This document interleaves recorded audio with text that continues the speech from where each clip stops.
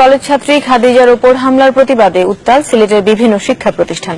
৩ দফা দাবিতে ক্লাস বর্জন সহ ৩ দিনের কর্মসূচি ঘোষণা করেছেন তার সহপাঠীরা।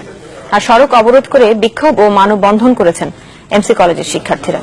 শাহজালাল বিশ্ববিদ্যালয়ের শাখা ছাত্রলীগের দাবি, অভিযুক্ত বদরুল আলম তাদের সংগঠনের সদস্য নন। সিলেটের সরকারি মহিলা কলেজের শিক্ষার্থী খাদিজার উপর হামলার প্রতিবাদ এবং হামলাকারীর শাস্তির দাবিতে কলেজের সামনে অবস্থান নিয়ে বিক্ষোভ করে শিক্ষার্থীরা। তাদের সাথে যোগ দেন শিক্ষকরাও। তাদের স্লোগানে মুখর হয়ে ওঠে পুরো চৌহাট্টা এলাকা। ফলে ওই সড়কে যান চলাচল বন্ধ হয়ে যায়। মানববন্ধন ও সমাবেশ শেষে ঘোষণা করা হয় 3 দিনের কর্মসূচি। আমরা একটু চিৎকার চেঁচামেচি, আমরা একটু মিছিল করি, যেন সবকিছু স্টপ হয়ে যায়। আমরা এটা চাই না, আমরা তাই বিচার চাই, নিজেদের নিরাপত্তা চাই। আমাদের নিরাপত্তার জন্য এই বিচারটা চাচ্ছি।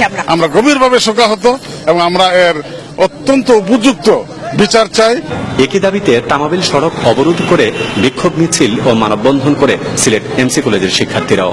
দোষী ব্যক্তির শাস্তি নিশ্চিত না হওয়া পর্যন্ত আন্দোলন চালিয়ে যাওয়ার ঘোষণা দেয় তারা। দাবি করতে যে তার সুস্থ বিচার এবং ভবিষ্যতে যাতে এই ধরনের ঘটনা নেতার জন্য ঘটে না। দ্রুত এটার বিচার বাস্তবায়ন না করলে প্রতিটা রাস্তাঘাটে সিলেটের রাস্তা বাংলাদেশ আগুন জ্বলবে। এদিকে শাহজালাল বিজ্ঞান ও প্রযুক্তি বিশ্ববিদ্যালয়ের ছাত্রলীগ শাখার দাবি, হামলাকারী বদরুল বিশ্ববিদ্যালয়ের ছাত্রলীগের কেউ নয়। এখন আমাদের সংগঠনের সঙ্গে যুক্ত না। আগে আমাদের সংগঠন করতো, কিন্তু এই মুহূর্তে যেহেতু সে আমাদের সংগঠনের কেউ না, সেই মুহূর্তে আসলে আমাদের তার বিরুদ্ধে কোনো ব্যবস্থা নেওয়ার সুযোগ নাই। গুলজার আহমেদ, চ্যানেল 24, সিলেট।